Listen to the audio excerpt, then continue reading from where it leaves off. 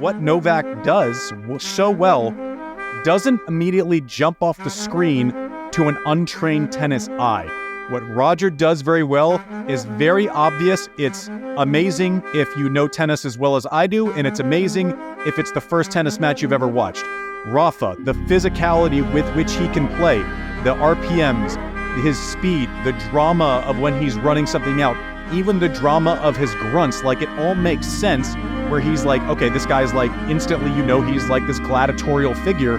Whereas Novak is like, he is a surgeon. He is literally picking you apart, and you have to make these huge risk trade-offs to make an impact on him. And he knows it, and it might work for a little while, but he knows it and you know it, that you're probably not going to be able to do it over the course of 3 or 4 hours. Now, believe it or not, John, most of us, large-scale debates aren't great at nuance. We like the simple headline, and Novak's game, frankly, doesn't provide that simple headline often enough. But if you can make an argument against his numbers, you are being willfully ignorant at this point. That's what I think. Why am I wrong?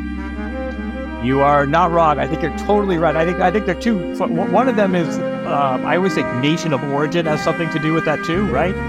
The same way better skills jump out at you, right? You can be a casual fan. You can appreciate this guy's moving really gracefully. He doesn't make any noise. Nadal, this guy's doing weird things with the tennis ball, and he's a lefty, and he's got pirate hands. And Novak doesn't have that immediate jump off the screen.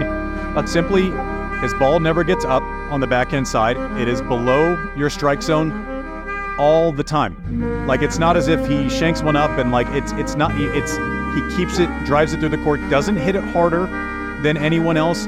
His ball flight keeps it down.